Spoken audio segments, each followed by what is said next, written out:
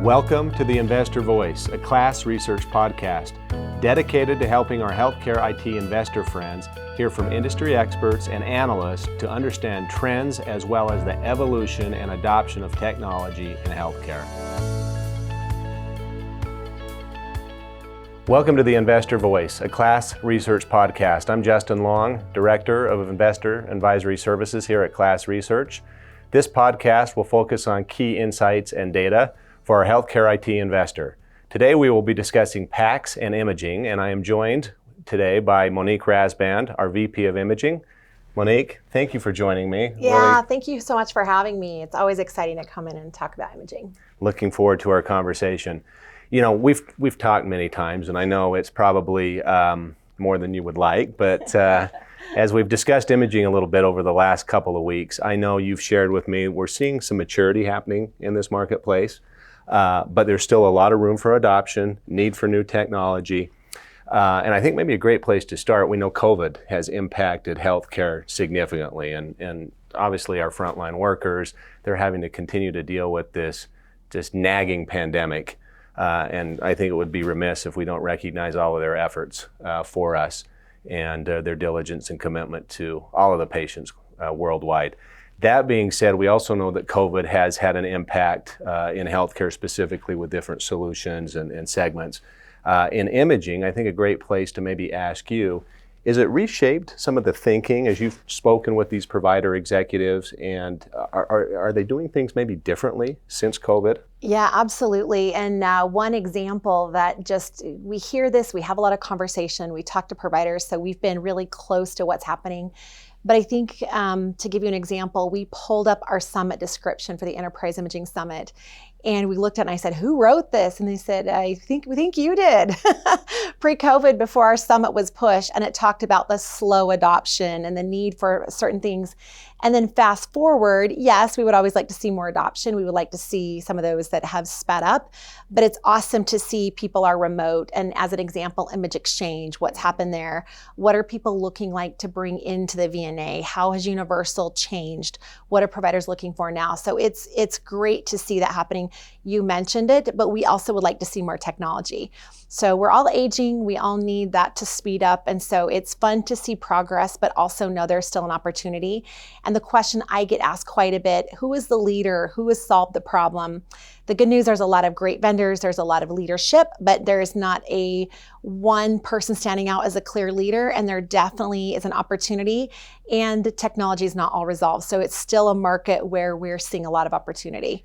Great to hear. We're going to dig deep into this as much as we can. I know there's a lot to cover, and my worksheet we could go a lot of different directions. So let's see where this takes us today. But maybe on your pieces, I know you work so closely with our executives and really all levels of our healthcare organizations in the imaging departments, and then of course CIOs and CMIOs.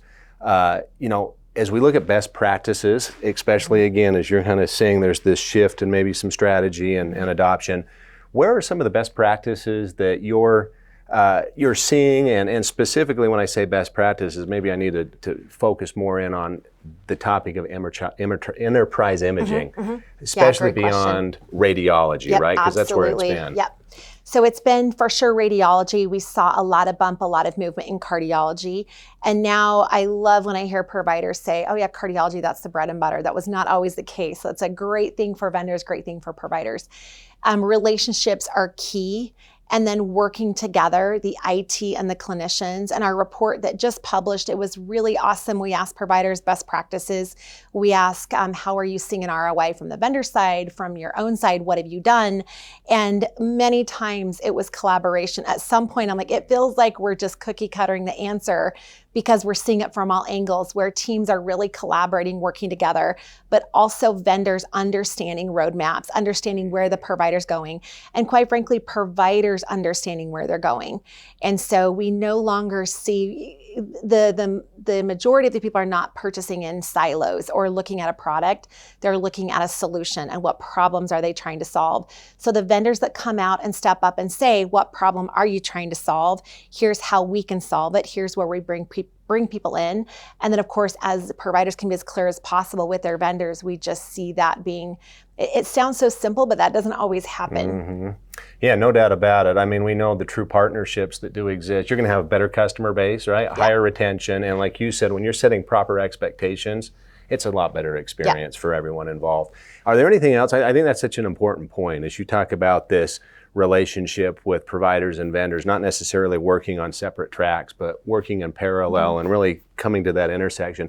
Are there other areas as you're speaking with providers on a daily basis? You work with our vendors. I think it's important to note as well, a lot of our vendors are very much aligned with KLAS to say, we don't only want to know what our customers are saying about us as far as where are our gaps, where can we improve, what are we doing well, but ultimately, will you help us in our strategy, work more directly with maybe our account executives or teams and make sure that we're, again, like you mentioned, aligning some of these strategies with providers. So anywhere else that you would say that you're kind of seeing both of them come together? Yeah, I think the other area that, and I know you and I have talked a little bit about cloud and AI, but even understanding the definitions. So if a provider is saying we're looking at cloud, is that application? Is that the full solution? And making sure the definitions match and map up. So oftentimes, especially enterprise imaging, what does that even mean? What's the definition? And we've wrestled over that. And that's back to why we've had some of these summits to scope out and figure out what do providers mean, what do they need, and how are we defining it? So it's not our definition, we can't take the credit. It's from providers sitting down, vendors sitting down, elbows on the table, discussing together and figuring out what that means and what's next. I have a feeling that as this evolves, as the next summit comes up in May, even there might be people raising their hands saying, it's time to get back together and redefine this. We have moved, we're progressing. We need to bring other things in. And then what do we look at for cloud? What is the next piece there? Also pricing, is this hosted? Is this a service? What's included in that? What does that mean? And again, a lot of these terms are thrown around, but it means different things to different people. That's helpful. You brought up a lot of points I'd like to talk. We can go cloud direction. We can talk about your upcoming summit, your new report. You know, hone in maybe just a little bit on vendor performance, if you will, as we talk about enterprise imaging, because our investors want to hear, again, we have those that are kind of lagging, high performers. Where are they ultimately, these high performers that we're rating and ranking and measuring in enterprise imaging? Yeah, absolutely. What are they doing differently? And how could we help maybe investors kind of peel back the onion for some of these high performers? And again, it comes back again to the partnership. But the partnership, the next layer is adoption and the no surprise workflow, change management. So there are many pieces that layer and go into that. But the ultimate, it just comes back to understanding the provider's needs and setting the expectations, which I know sounds a bit of a repeat, but it's so critical and so important. And so that's what they're doing differently. Also, not having that black box. So sharing the future roadmap, what's to come, but also getting feedback from the providers. Oftentimes we see a vendor comes to us, they're so excited, we see everything and we're like, how long have you guys been working on this? Have you talked to a lot of providers? Is this what they need? Is this what they're asking for? So it might look cool and shiny to someone developing it, but is this what providers need? And is it the timing that they need? That's a great point, and that's what we're able to validate, really. Well, when providers come back to us and say, that's not what we need, or, there's this hype and the marketing and the excitement behind there, and at the end of the day, is it really making a difference? Investors want to go into a solution or a technology that's ultimately going to drive outcomes and get them a better value, right? So I would say along those lines too, what we see oftentimes, the technology is really good. It is very helpful for providers. But if the execution, the implementation, the training, providers could have something really cool they don't even know they have or they're not utilizing.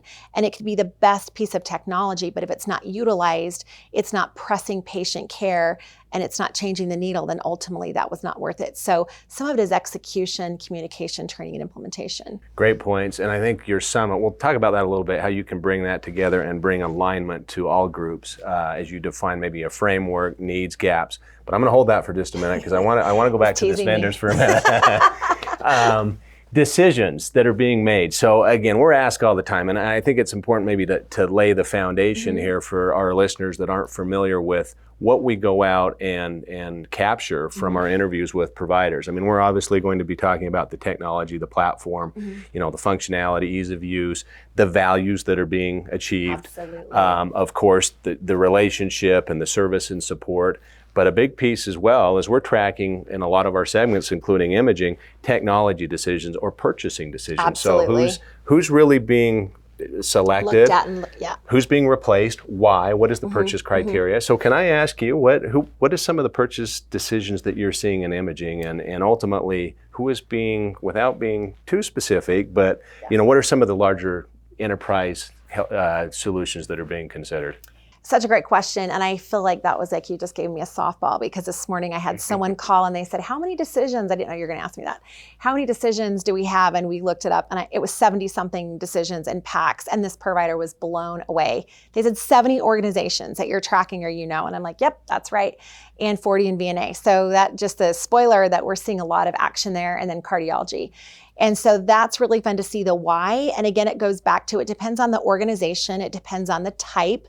Do they have a legacy? There are a lot of legacy PACS systems out there. And so some of those are natural and they will stay with the current vendor. So it's not net new, but it is going to be a large contract that is going that direction. The other thing we're seeing more common, and I mentioned this before, but people are not wanting to purchase in silos. And so if their PACS is legacy and it's time to replace, they're looking to say, when's cardio due? Are we looking at a VNA? Did we buy VNA 10 years ago and it's only radiology? And now to go update it because the providers have not always kept up to date, it's going to be just as much to update as it's going to be to push forward. So we're seeing a lot of good things from the IBM team, from the merge acquisition. We're seeing some nice things with Fuji. We're seeing Sectra starting to enter the market.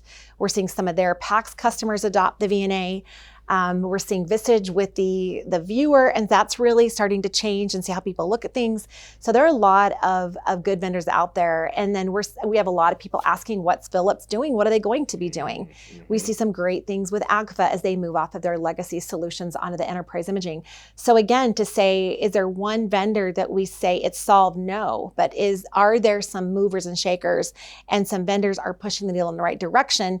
But I always get asked, providers say, do you see this as someone that could come in and disrupt the market? Yes. So really exciting. The good news, I think I'm going to have a job for a couple more years. Yes. No. KLAS won't kick me out at least 2 years. That's fascinating. And I think, again, to say there's 70 decisions that we're tracking, and we get very granular. Just in PACS, And we get very granular just in the PACS. Obviously, when you go into VNA and some other areas. Let's touch a little bit on the cloud for a moment. Cloud has been in healthcare for a little while now. We saw it disrupt the ERP space. A particular vendor just absolutely turned that on its ear, and everybody kind of followed. You and I have talked a little bit, and you're saying in imaging there is some applications that are being hosted, but there's a much heavier lift when you talk about PACS and VNA. So what are you seeing maybe as far as progress with let's just call it the cloud? Perfect. Hopefully this doesn't get me fired, but I have to pick on Taylor, our president, a bit. We were looking and reviewing for our last PACS report in the cloud. And we're on this call, and luckily we're in remote and not in person. He goes, why did you guys only interview X amount of people for this report? And I said, I'm going to break your legs. That's almost everyone. So it's a really high number, the percentage. But actually, even though we laughed and joked about that, it just shows you the market and the perception, because like you mentioned, cloud has been around a long time. I'm pretty sure when I started a long time ago that we were talking about cloud. And so every year I kept thinking, this is going to be the year, this cool report, and we would scope out questions. And I kept thinking we're going to make a difference. We're going to report on cloud. Well, sadly, it was 2021 reporting on cloud. So it's been You've done it though. That's the good thing. So yeah. Yay, but we want more. And then another thing that was so awesome and just so rewarding, we put the report out and providers see the report. A week later, they go, when are you guys going to publish the second one? And like, did you see the one from last week? So that just shows you, is it where we want to be? No. If you read the report, are the numbers going to knock your socks off? No. But the fact there's energy, we also know, and we're tracking, again, RFPs and providers that are larger organizations. Admittedly, a lot of the people in the cloud are some of those smaller organizations. They're not quite as complex. But I love talking to providers, and now they're saying, oh, next year, you wait until you talk to me next year and I tell you X, Y, Z. And so I'm marking on my calendar, and we cannot wait to talk and be able to reveal some of those things that we're seeing, that hopefully by next year, it's not just the roadmap and what people are planning, but it's reality. And then measuring that and tracking it. That's great. And sharing with the industry. Sorry to No, talk good. over here. I just think as, investors would love to get maybe some early insights into that. And obviously there's ability to access that data. You talked about the type of organizations that are maybe in there. Mm-hmm. What are the benefits as far as imaging? And I think it's probably pretty obvious, but by moving to the cloud, and then more importantly, maybe if you can give us a little teaser, what are providers reporting back as far as the benefits that they're experiencing from the cloud? Yeah, one thing that has been controversial, and this is probably all segments, but I have to talk about imaging because that's what I know and who I get to talk to all the time. We've had providers for a handful of years that say, we think we're going to go there, but what about security? But what about this? But then you see the data breaches all the time from things. And unfortunately, that is happening in the market, and they're not cloud. So security is just an issue, period. We did have providers, the new adopters, say, okay, now we get it. We don't want to manage the hardware anymore. We don't want to be the one that is in charge of XYZ. And you brought up before the staffing issues and the shortages, and we have all these other things we're managing.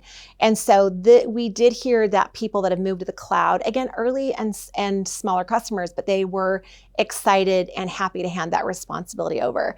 So the control was a little bit different from maybe how they thought about it before. The other advantage, and this was a little interesting, we talked to people that said, do you know how much room we had? Oh, by the way, where these servers were, we now have 2 MRIs in there, we have this in there. And that was a little bit funny to talk about real estate and talk about this is now what we've made our old where the hardware was. So again, it's a little bit funny to think about that, but it's nice. Also going back to staffing changes and providers going remote, the cloud just all plays into that. And this particular report was specific to PACS and VNA, but we're hearing a lot of other things hosted, imaging related in the cloud. And so stay tuned, watch for some more reports and some insights to come on that. Perfect. But it's nice to see that moving and progress. So even though I've said this for many years, that next year we'll have more cloud, I really think this time we are seeing it. It's not just us hoping. Here in 2022, yeah, that's it's here. Right. Okay. That's right. That's great. That's great insight, and I think we'll look forward to that 2.0 or whatever that Sounds new good. report is. While we're on reports, I think this is great too, and you just completed a really heavy lift with a market study that's been going on. I don't know, it's 4 to 6 months now that it's been going, but that just went to publication. We're going to call it a few weeks ago. Yeah. You've shared that with me. I think that put you through the ringer a little bit. It always does, but it's always so rewarding to publish. So. And I think many are waiting for that report, and it's, I don't know if you can say hot off the press, but it literally is. Hot off the press, yeah. Share just a couple of, without giving it away, but I think maybe some teasers, if you will. Sure, some findings in that report. So part of long-term plans, that was one that we've talked a little bit about. People are settling in. And a few of these things I've mentioned before, but again, the legacy and what is happening there and how people are shifting. The other thing that's really fun, and we couldn't get deep into the report on this because when it's early data and we only have a handful of people, we don't get to talk too much performance because it's early, but I will say we were able to mention a couple of vendors that we're starting to see. Okay. And we're really excited to monitor and work closely with their customers. These are new vendors, you're saying? Newer to enterprise imaging. Enterprise imaging, yeah, okay. Newer to enterprise imaging, no one that you wouldn't have heard of. But it's nice to be able to see that grow. I love competition, it's healthy. Absolutely. I love the great vendors that we work with in this space, but we always want to give them a kick in the pants. And so we don't want anyone to get comfortable. That's absolutely. Otherwise we don't need to be measuring the space. And so I love to see the competition and see people get excited. And even the vendors, when they review it, you see the passion and they're like, what about this? It's so fun to work together. Providers row, vendors row. I don't know what we are. We're like in the front of the boat saying where to go, or maybe we're in the back. Maybe they're pulling me in the raft, but it's just really fun to work together and see progress. And so again, partnerships, I know I've already mentioned that, but I just have to say that again. It was so obvious sifting through the data, reading transcripts. It makes a big difference. Technology, absolutely. Execution, it just has to be there, and then the partnership. That's great. And I'm imagining a lot of that's represented in this report, right? Some of those key pieces. You'll have to read it and find out. Absolutely. All right. You're leaving me hanging on edge there. No, absolutely. We talked through all that. And then it is a lot to consume. And so we always want to help our provider friends and anyone that's interested in learning more grab the report, get the information, but schedule a call. I mean, you can probably tell it's really hard to get me to talk about this segment. Oh, I know. You clam up, Monique. I You know, really have to I try to know. get words I'm trying out to of smile you. so much. Yeah, so we love walking people through that, and we'd love to help Absolutely. the investors. We know there are a lot of, I know we have to be careful what we always talk about, but you and I talk quite a bit. So we are besties at KLAS. Yes, we are. Yes. And so that just goes to tell you the amount of interest and some things that will likely be announced in the near future.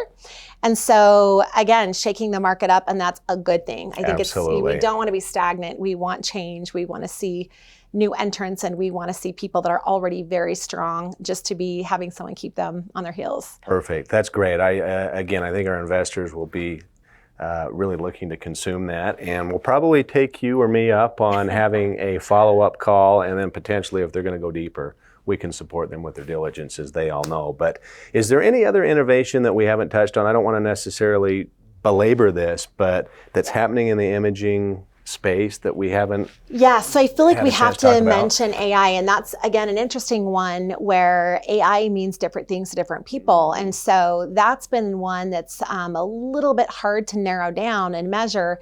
We are working on some different reports in different ways to sift through that, because what everyone needs and what they expect and how they're utilizing it, it definitely has been not as easy. You look at how do we nail down packs, and we can scope that in our sleep and figure it out.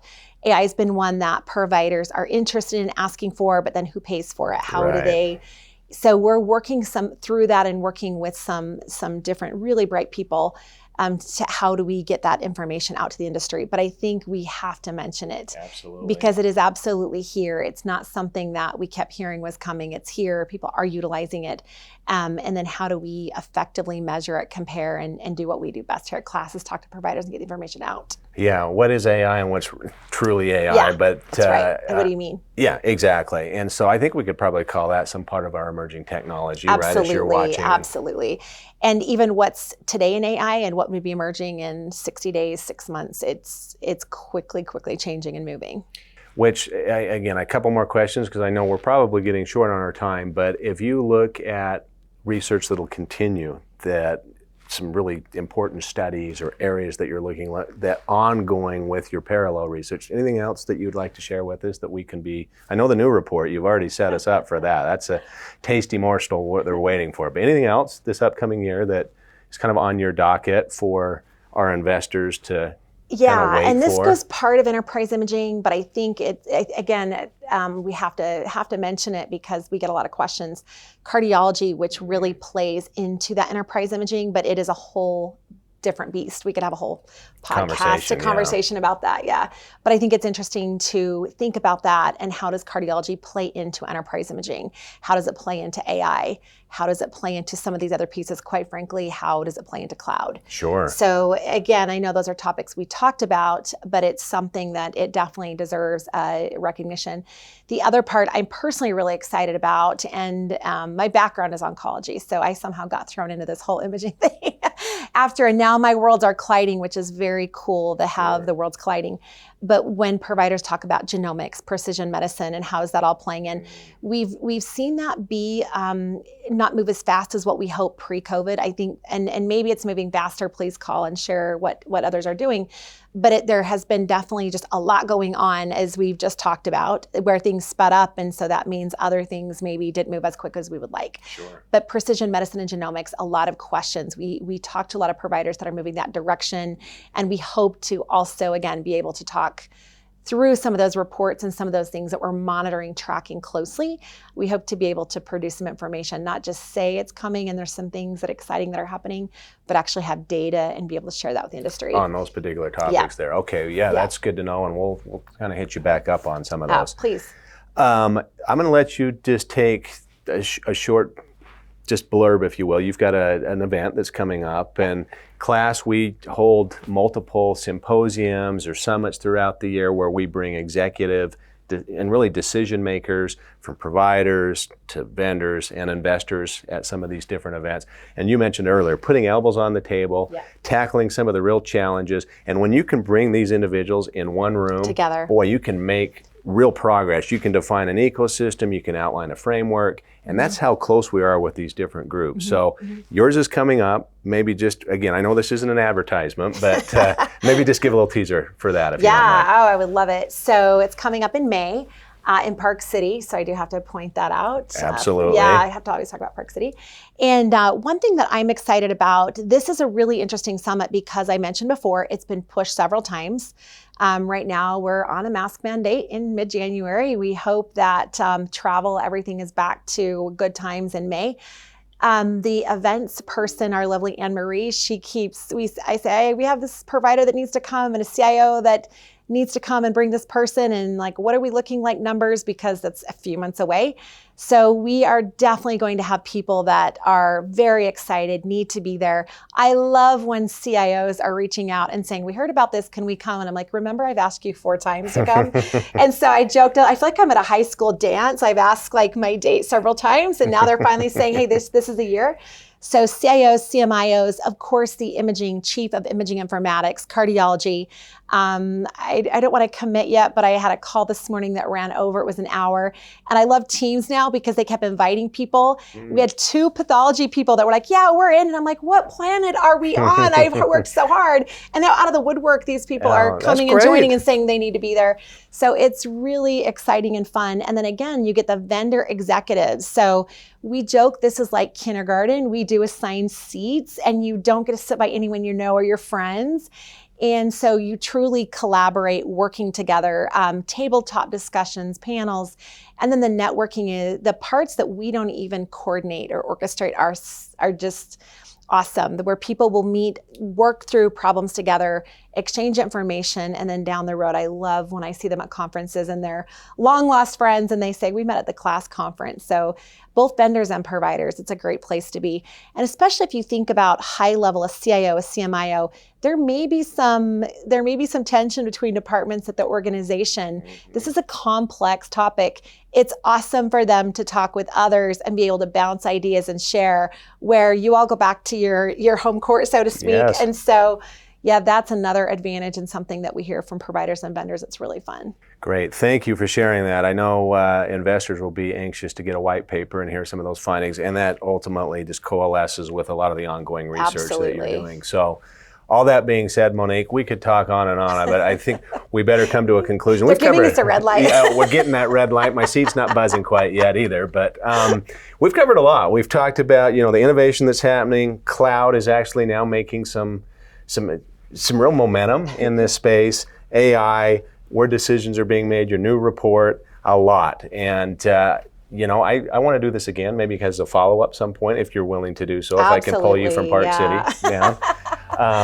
All that being said, we'll have this in Park City next time. There you go. That's even better if we can bring the crew up there. We'll conclude, but all that being said, if you have more information that you would like on what we've discussed today, some of the access to these reports, additional research, we can help with your diligence. Please feel free to reach out to investorservices@clasresearch.com. Also, if you have a topic you would like to suggest, you're welcome to also send an email to that address. And then we will have our next episode, and we'll be sitting down with Bradley Hunter, our Senior Research Director, who's over population health, SDOH, and value-based care. Our topic will be value-based care. Is really what the status of value-based care, how has COVID impacted it, and really where is it going? Until next time, this is the Investor Voice, Justin Long signing off. Thank you.